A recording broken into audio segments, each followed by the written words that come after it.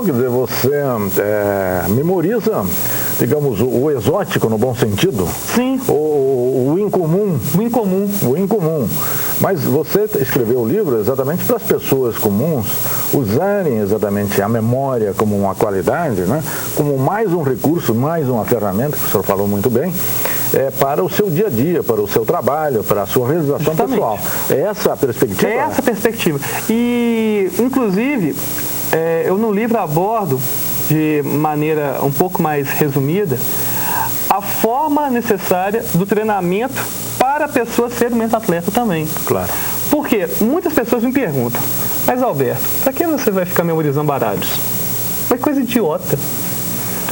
Mas ninguém pergunta, porque nos Jogos do Brasil da Copa, tá todo mundo assistindo 22 homens correndo essa bola. Claro, claro. Na verdade, não tem sentido você inquirir a respeito da motivação pessoal. Sim. E o campeonato ele surge com um motivo um pouco maior, que é demonstrar para o público leigo que as técnicas podem ser utilizadas, as técnicas utilizadas para memorizar um baralho, podem ser utilizadas para qualquer coisa. Claro. Mas o senhor não é um homem comum, o senhor é um atleta da mente. Um atleta. Então, por isso, você tem que ter o exercício do atleta. Nesse sentido, faz todo sentido você memorizar o baralho, até o que mais? O calendário gregoriano, eventualmente outras coisas, porque a memória, o exercício da memória, para o senhor significa também a disputa de um campeonato. E como atleta, o senhor tem que ter uma performance tão excelente quanto os nossos jogadores na seleção, não é isso? Com certeza. E o interessante é que eu realmente tenho uma rotina diferenciada. Claro. Mas isso veio da motivação. Claro. Você desenvolveu isso. Foi uma opção de vida também. Foi uma opção, mas não é uma coisa inata. Sim. Isso é importante destacar, é você chegar e eu quero fazer isso. Claro. E como é que você chegou a desenvolver isso? Com que motivações, Alberto? Desde pequeno, eu sempre gostei muito de ler a respeito de memória, de ver os poderes da mente. A questão dos poderes da mente é uma coisa que sempre me fascinou muito. E quando eu fui desenvolvendo memória, ao passar do tempo, eu nunca pensei que fosse trabalhar com isso. Aí eu fui treinando por hobby. Até que em 2004, eu comecei a perceber que eu estava já chegando no nível competitivo. Claro. Aí eu falei assim, por que não participar? Claro. Então eu comecei a ter apesar de já conhecer há muito tempo as técnicas, eu comecei a ter um ritmo de treinamento de atleta. Sim. E você já participou de algum campeonato no Brasil ou no exterior? Vai ser a primeira vez que vai ter representantes sul-americanos no campeonato de memória. Claro. E eu acho importante porque a gente está abrindo novos caminhos. Perfeito. As pessoas gostam, inclusive eu gosto de insistir nisso, gostam de questionar o motivo da gente memorizar coisas inúteis, mas eu acho interessante a gente também ser conhecido. Eu adoro futebol. As pessoas acham, vai falar mal do futebol. Não vai falar mal do futebol. Eu adoro futebol, atleticano, claro. Mas enfim. Sofredor, certamente, está difícil a situação. Mas isso você não vai guardar na memória, né? Não, tudo aquilo que te faz mal você acaba esquecendo. Perfeito. Mas eu acho interessante o Brasil ter destaques na área intelectual.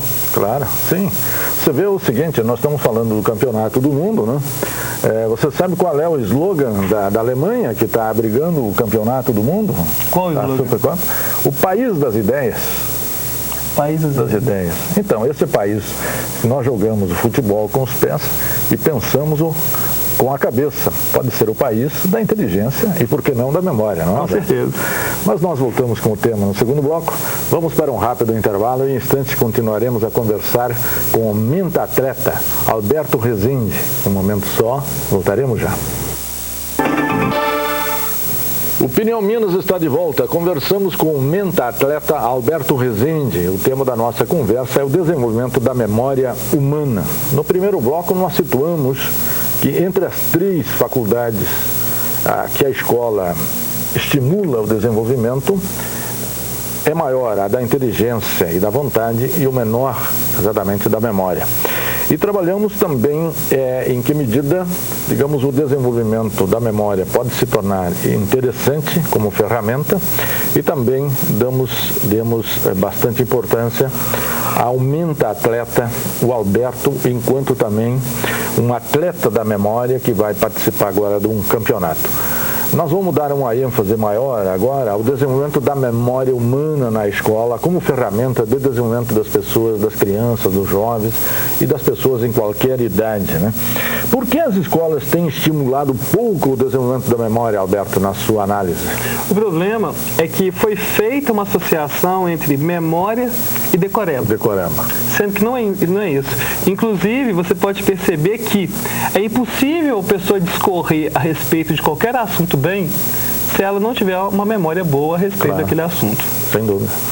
Então, criou-se um mito, eu acho que pela lei do menor esforço, foi criado um mito de que a decoreba não é importante, que a decoreba e associou a memória que atrapalha o raciocínio dos alunos. Sim. É claro que não é tão importante assim saber o nome dos rios, por exemplo, em geografia, o nome dos planaltos. Mas o importante realmente é discorrer a respeito do assunto. Mas isso não tira a importância das escolas em mostrar como os alunos podem elevar o seu potencial. Claro, claro. Então, existem várias formas de estimular a memória na escola. Uma primeira forma que eu acho interessante... Mas antes de entrar nisso, Alberto, eu quero lhe perguntar o seguinte: por que a sociedade em geral não tem estimulado tanto o desenvolvimento da memória? Tem um motivo principal, Sim. Que é o seguinte, é que a questão da tecnologia.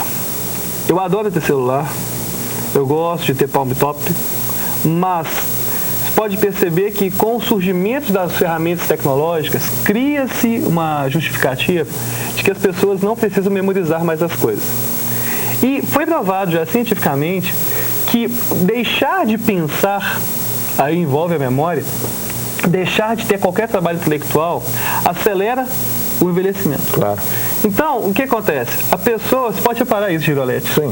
Ler, pensar faz bem para o cérebro. Faz muito bem. E para a vida, para a juventude. Muito bem. Então, o que acontece? Se você tem um celular, você pode perceber que com o surgimento do celular de bolso, com a agenda, a gente está sabendo cada vez menos telefones de cor. Claro. Essa falta de atenção à memória, ela surgiu com o advento da imprensa. Porque os gregos, eles admiravam muito a memória, porque tinham certeza, aliás, que a memória era um dos pilares da retórica.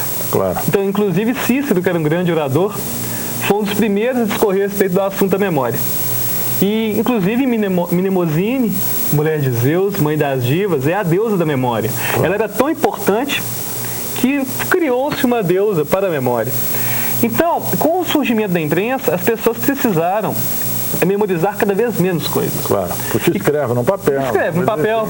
E agora põe na agenda eletrônica. Põe na agenda do celular. E você pode... Tem um amigo meu, eu fui perguntar o celular dele, ele me disse o seguinte: espera aí que eu vou olhar no meu celular. Aí no celular dele tinha meu número, escrito dessa forma, meu número. Sim. Então, pela lei do menor esforço, o que acontece? A pessoa vai treinando memória cada vez menos, cada vez menos, cada vez menos. Perfeito.